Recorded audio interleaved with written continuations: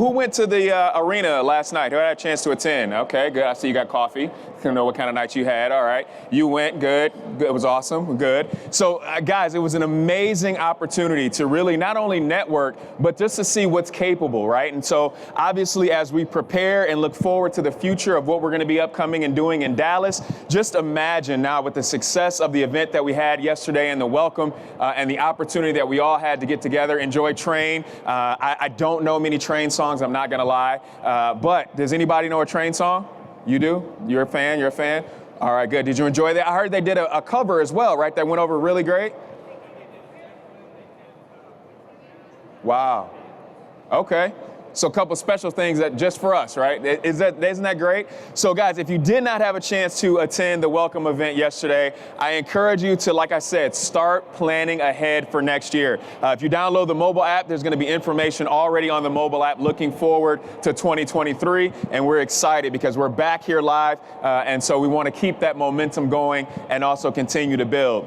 Now, we're going to continue moving forward this morning as well. And so what I want to do as we prepare and get things settled, we are going to introduce our next group and panel of speakers. And so we're going to take some time to introduce them, get them up here, and then that way you guys can continue to enjoy everything going on this morning. So starting next, what we are going to talk about, and this is one of our platinum sponsors, which is IHS Markit, and they're going to talk about marketing measurement that works. Identifying the signals that drive performance, all right? And so what I like to do is welcome up to the stage. We're gonna start with Joe Kyrakoza, who is our VP and General Manager of Polk Automotive Solutions, and also with IHS Markit. From there, we're also going to welcome up Amber. Wait, guys, did you forget? This is not graduation style. You guys don't have to wait for me to get done reading and then applaud. As I say the name, you guys clap. That's how this works, all right? All right, so we're going to try this again. I'm going to start all the way back at Joe. You guys are going to get this right. All right, so I'd like to welcome to the stage Joe Kyrakoza. Yeah, there we go. Joe is followed by Amber Danielle, who is our Product Strategy Director of Polk Automotive.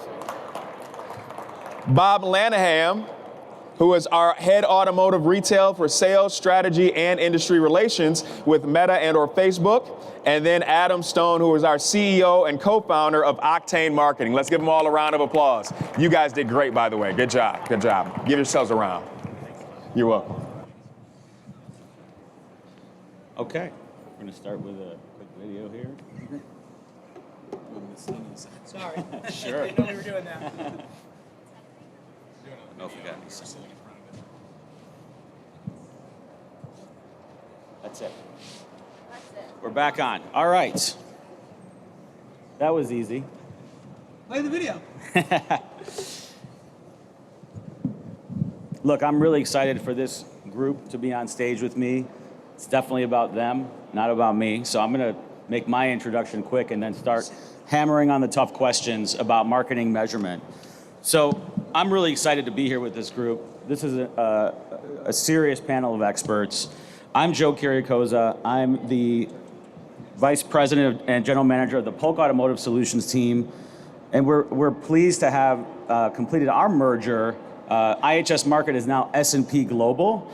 So this will go away eventually, but timing just made it really tight here. But we're part of a division within S&P called S&P Global Mobility, and which also includes our sister brands Automotive Mastermind and Carfax. So you'll be hearing a lot from us in the coming months, but rest assured, our product suite has not changed. Our Polk Automotive Solutions suite is still a key part of our offering for the industry. And we're excited just about the change and opportunity this presents for our customers. So look, what we're here to talk about is marketing measurement that works and identifying the signals that drive performance.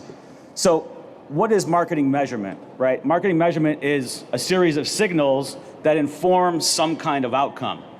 What does that mean? Well, if you rewind, let's say 30 years ago, if you were a dealer and you were doing marketing, let's say you put an ad in the Sunday Detroit Free Press. I'm from Detroit, so I'll talk about Detroit Free Press.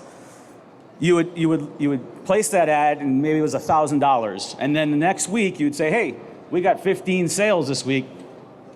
Ad must have worked, right? That's all we had. right? That's all we had. We had that proxy or that correlation to say, I spent money and it led to sales.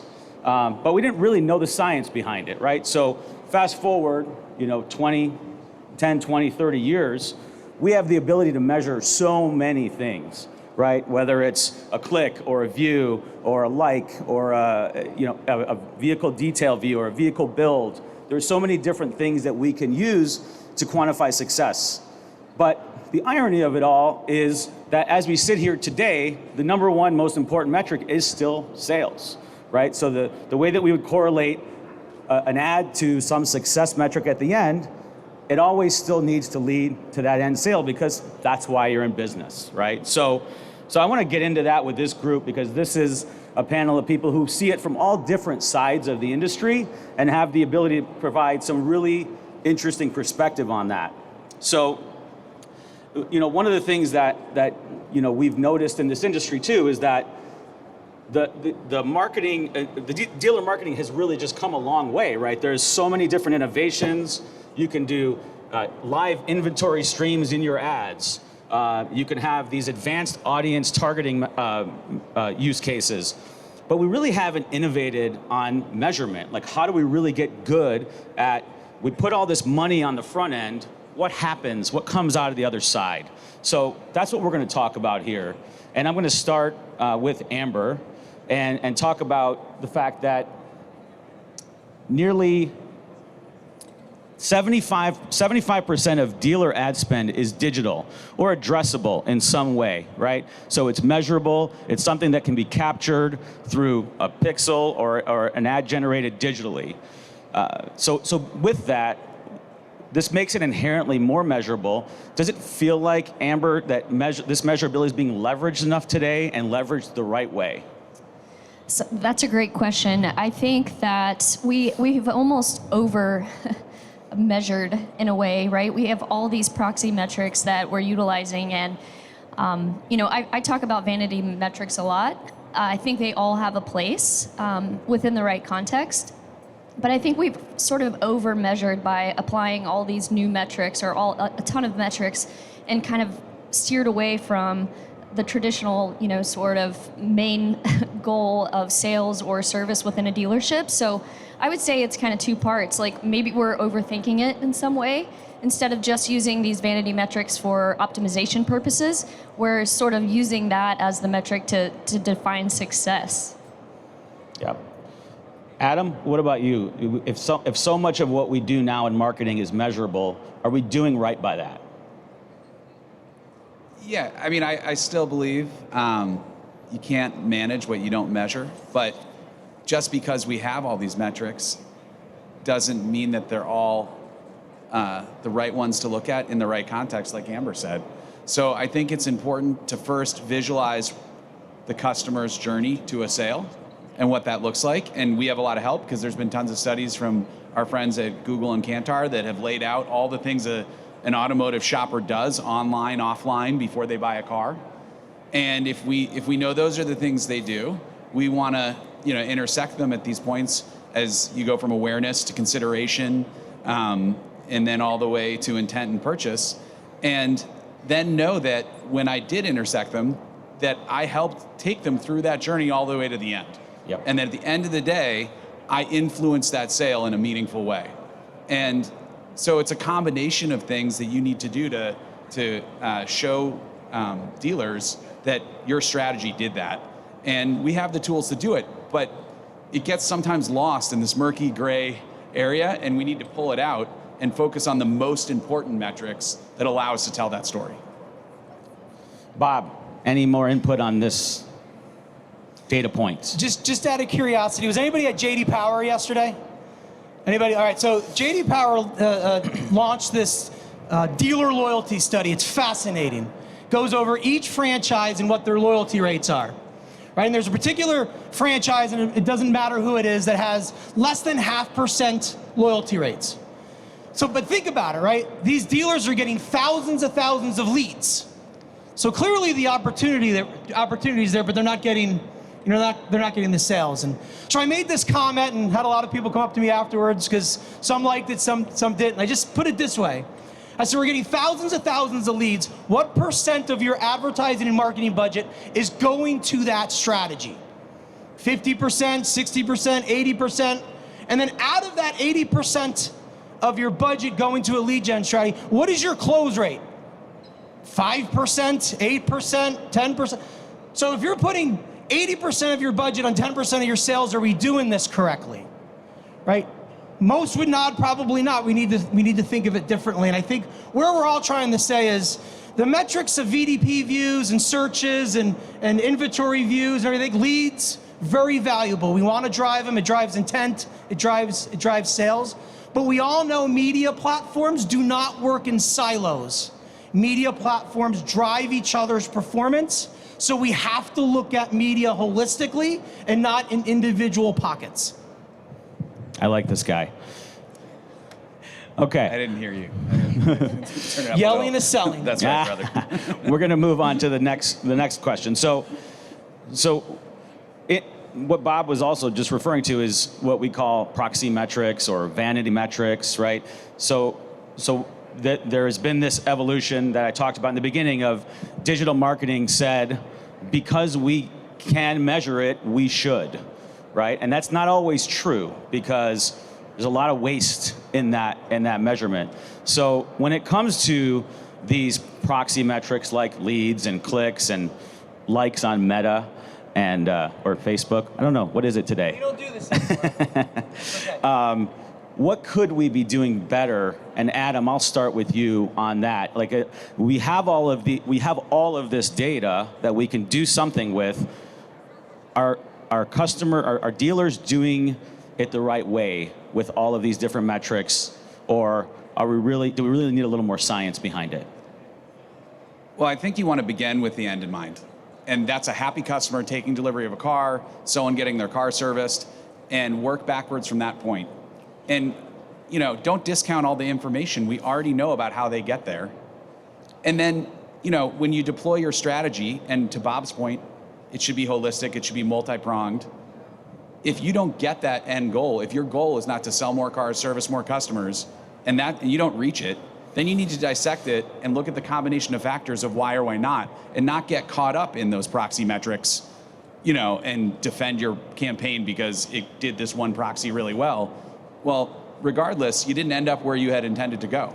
So we got to work back and try something different to get there. So we need to connect all those dots. Right. And the good news is, because of partners like the artist formerly known as IHS Markit, now S&P Global, we can match a lot of this and know that here are the things that actually led to a sale and here are the things that didn't. And let's analyze that in the context and framework of what we're doing and fill some gaps here to get more sales and more service customers. Yep. Thanks, Adam. Amber, any thoughts on proxy metrics? Yeah, I think I shared my thoughts earlier, but the thing I would add to what Adam said is, having the ability to actually trace back to sales or service has been one of the biggest challenges that we've had in the industry. So, not obviously that's what we do. So it's exciting though to start thinking about how we can combine all of those metrics to tell the full story rather than just pieces of it. Yep. Bob, do I dare ask if you're going to yell about this too? This is what I would say. I don't know how many dealers are sitting here. I don't know how many dealer principals are. And if you're an agency, have you ever gone to the dealer principal with a search report and say, hey, we grew our searches today? Great. Well, how many cars did I sell and what was my PVR? I don't care. I just want to know what I sold. And again, it's not that there's not value to it, because there's great value to it, because search is intent. VDP view shows intent. But at the end of the day, you could be spending all this money. How many of you guys have had millions of VDPs and had decline in sales? I know it's been a while because of the inventory, but we've had millions and millions. Hell, I can drive millions of inventory views tomorrow. Doesn't mean I'm going to drive sales.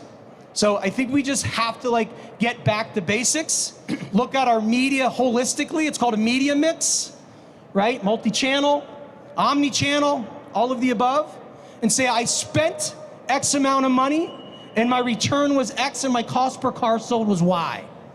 Then we can back into what all the proxy metrics means and optimize. Measurement and optimization are two different things. So that's what I think about that. If I Well can done. what Bob says, I think Bob's looking at like qualitative and quantitative when he's saying he can drive a lot of VDPs tomorrow, but may not drive sales. So great, first step, we got a lot of VDP views.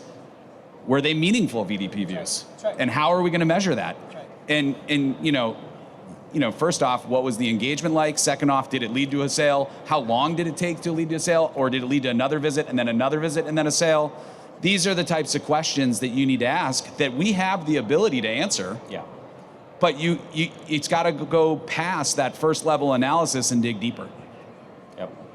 I'll just say this real quick because it's NADA, and a number of people, I'm just looking around, have probably gone through GM Academy for NADA.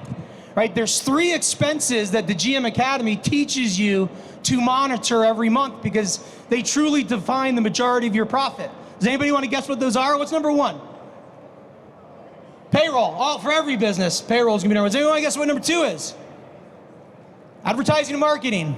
3rd, your inventory, your floor plan.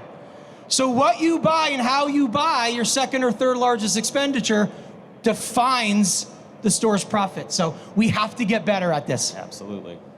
And by the way, cookies are being blocked, so I don't know what we're gonna do there.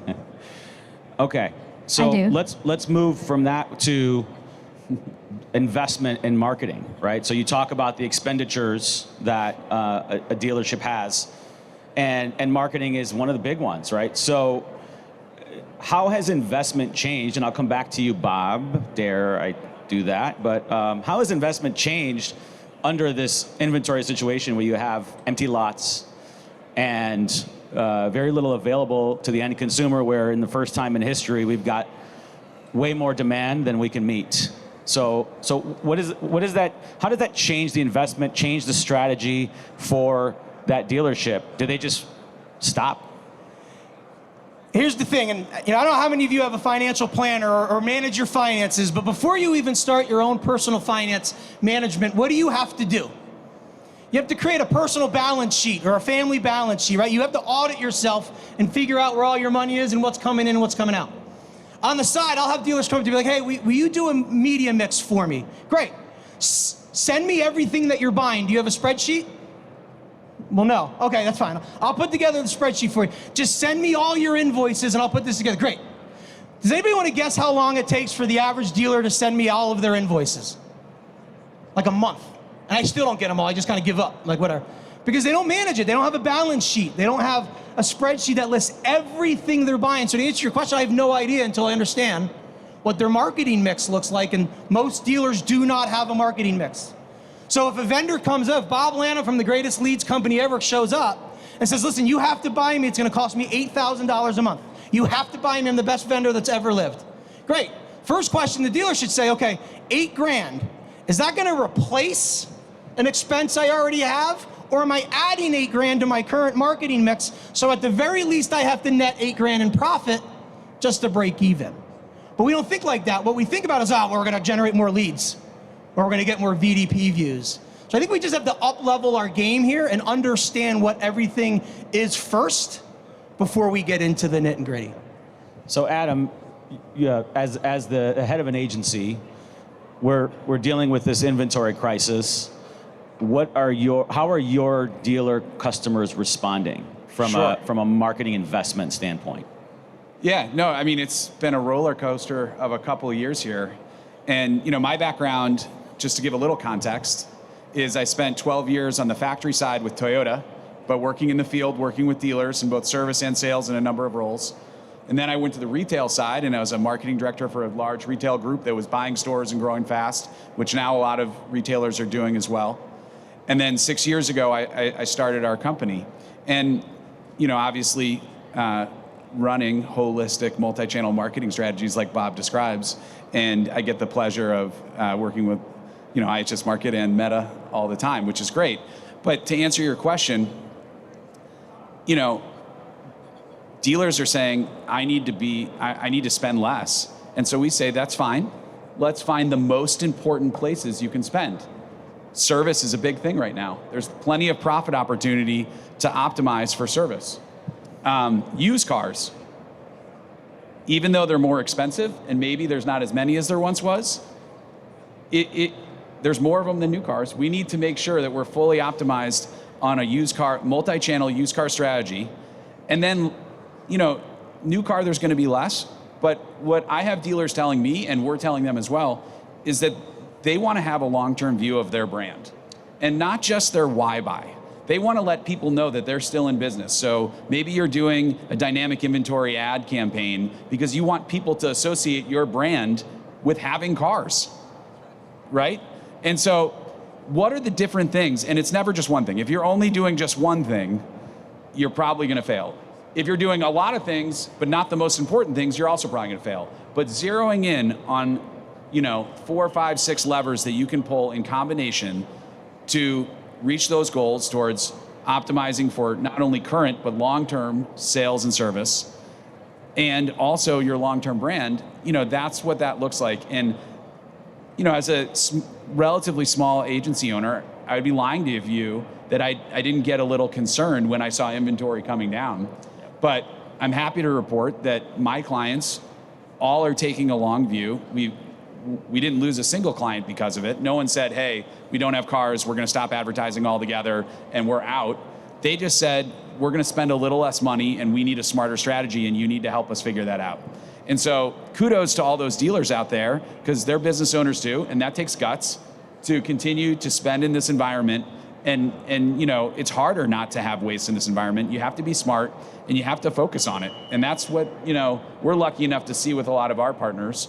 And I believe a lot of other dealers are doing as well. But if you're not doing that, I would highly recommend, taking a step back off the dance floor, which as dealers, that's all we do, 30 days, 30 days, 30 days. Get up in the balcony and look out, 90 days, 180 days, a full year, and map it out holistically over a long period of time, and then get back on the dance floor and start executing. Amber, from what we're seeing on our side in terms of usage of types of audiences and solutions, how is the investment changing? We definitely are hearing feedback that investments have changed, right, through our agency partners or directly with our dealer relationships. I think one thing that we always lose sight of is you were talking about, let's think about the future.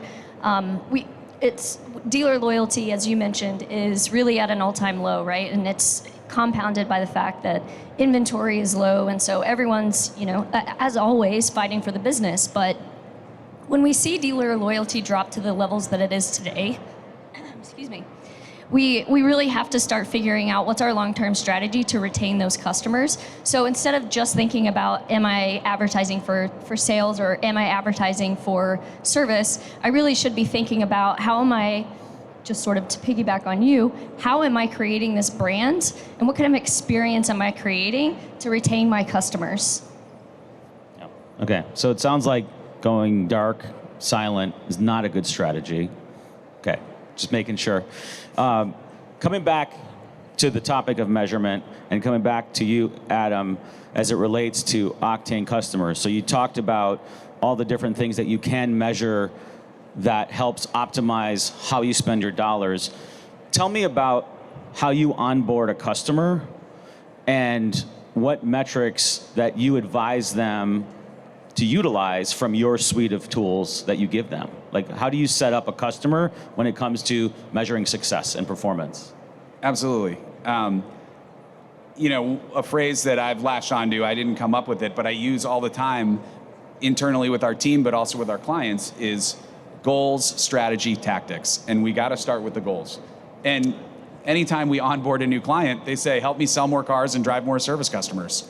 So, at a very high level, those are our goals. And then we try and build that multi-channel strategy around it. To give you an example of something that's a little, more nuanced of where we might, get into the nitty gritty and try and understand how we can use data to make good business decisions to drive more sales, is not just to look at what's matching to sales, but look what is not. So we have a dynamic inventory ad platform called VinFuel, where we run dynamic inventory ads on Facebook and Instagram, through Meta, and on the World Wide Web. And when we report on that, because we're scraping the inventory twice a day, we know all the cars that were on the site at the start of the month, and every day we know when they come off. And when they come off, now more than ever, they're likely sold. In the past, maybe a handful of cars are wholesaled, but mostly it means they're sold, and then we can also do a sales matchback. But what I like to look at is not just, hey, how many impressions and clicks did the cars that sell get? And what dates did those happen on? But hey, why do we have a few cars here that seem to get a lot of clicks and impressions, but they're still on your lot? And then they say, I don't know. I said, you do me a favor, will you go into vAuto or whatever inventory tool you have? And then you look at the pricing, you look at the merchandising, how many photos? All right, so if we make sure this is not price ranked number 72 out of 72 and 100 miles, and it doesn't have crappy photos, pardon my French, and we really merchandise this, then we put advertising on it, let's see if it sells. And then the next month you can go back and you can look at that sales match and say, hey, all that quality work you did on your inventory merchandising? That worked in combination with our advertising strategy. Boom, we got a winner. And that's going past the vanity metrics, right? That's Absolutely. digging deep and making sure that, you inspect what you expect. So you kind of have like the diagnostic view of what's happening, and then you have the end result that Yes. you're measuring to. Makes sense. 100%. Okay, thank you. So keeping on and then the investment topic, going back to you, Bob, when it comes to Meta and the marketing expenditures that dealers are yielding to you, what determines when one of your customers is going to buy again? Right, so you've sold them the deal, you yelled at them for a half hour, they've come back and said, great, here's my insertion order, let's go. How do you get them to stay after that first buy? Yeah, I mean, we don't want dealers to look at our platform as, a one-trick pony. Like, I loved what you said, goal strategies, right? Because products fulfill strategies, right? We shouldn't be buying products and thinking that is a strategy. It just fulfills a specific strategy. So, we're So does yelling. Yelling is 100% a strategy. We are a full funnel strategy, right? From brand awareness, right, all the way down to literally to lead or click, however you want to do it. And when you start to understand consumer behavior or why people consider your brand or your dealership, right? It's not because you've put a lead ad in front of them or you put an inventory. That's not the only reason, right? When I was selling cars down in Sarasota, the most important aspect of the physical car sale, what's called the meet and greet. Anybody do the meet and greet? Anybody sell cars, right? The best closers are better openers, right? Well, in order to do that, you have to bring forth your business and say, hey, you should consider my store because, right? And they may not click on the ad, they might get 0 clicks on that ad. But that ad is actually going to drive another performance, another ad's performance down the funnel, thus looking at it holistically. So I guess to answer your question, at the end of the day, you have to look at it as a full funnel strategy. When executed correctly, the performance is going to be there, however you choose to look at it. We've been very fortunate that we've been a nice benefactor of dealers' business, so thank you for that. But I guess the way I'll answer the question is, just look at our platform as a full funnel. Do not look at it as we can only do one thing, because that is absolutely false. Thanks, Bob. So, Amber, coming back to you, with the things that we're doing from an innovation standpoint at S&P Global Mobility and Polk Automotive Solutions, I think the end game strategically is how do we make audience development and measurement really frictionless to the end user, whether it's the agency or the dealer or someone that is kind of managing that function. What are the important things that you're doing on this product suite that's going to help make this even better in the future and make frictionless just be, par for the course? Yeah, obviously I love talking about this because it's my life's work. But some of the challenges that we've expressed today were how do we make sense of the metrics that we have access to? So what we're trying to do is essentially stand up a solution that will allow you to connect the dots throughout the buying process, right? So we can connect. Amber has visited a website via our audience data as well as our measurement data. So I know Amber's visited my dealer website 7 times. She's looked at 15 VDPs, and then we can actually trace that back to a sale. So we actually have a full view of how consumers are being exposed to the ad? What do they do from there? Is it a brand awareness campaign? Is it an inventory specific campaign? So we're really creating a solution that can tell us that full story. Awesome. So one last, I'm going to fire one off, and I'm going to ask you guys to answer in one sentence because we only have 2 minutes. Bob, in one sentence, Adam, I'm going to start with you. Okay. Future of marketing measurement. What does that look like to you? That is a great question. That one came in high and tight. We didn't rehearse that one either. No. Well, it's probably in the metaverse, right, Bob? Is where it will be. But that's the future is unpredictable right now. Yeah. We have a lot of things going on in the auto industry, not just the advertising and marketing industry, but in the auto industry that are changing, that are uncertain, right? But the things that don't change, that we can put our thumb on, is that it's driven by consumers. And so whatever you do, you need to constantly study consumer behavior and then cater to that. And you can work yourself backwards in finding the measurements to get there. So I don't know what it is tomorrow. I'd be lying to you if I thought I knew the future of consumer behavior in automotive, given all the variables with what's going on in the world. But I do know that you cannot take your eye off the consumer. And that's what I would recommend to everybody. Great point. Amber, future of marketing measurement. In my opinion, the future of measurement should be being able to follow a customer from start to finish, right? So looking at all the channels that they've visited, ads they've been exposed to, and ultimately down to the sale or service, whatever sort of transaction happens in the dealership. That should be our ultimate goal. Bob, bring it home. 3 letters. LTV. Anybody know what that stands for? Lifetime value. Loan to You value. have the data. You know what you sold them. You know if they've come to your store. If they've not come to your store, you know what they've bought.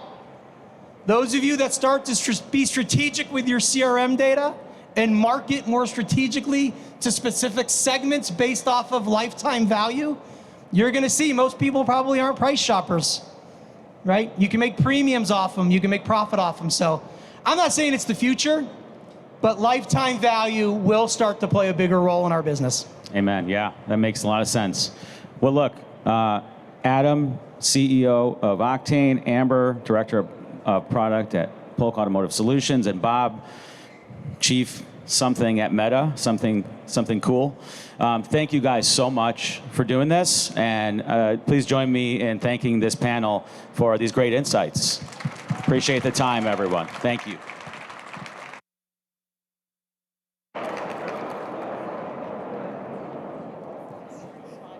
Ready?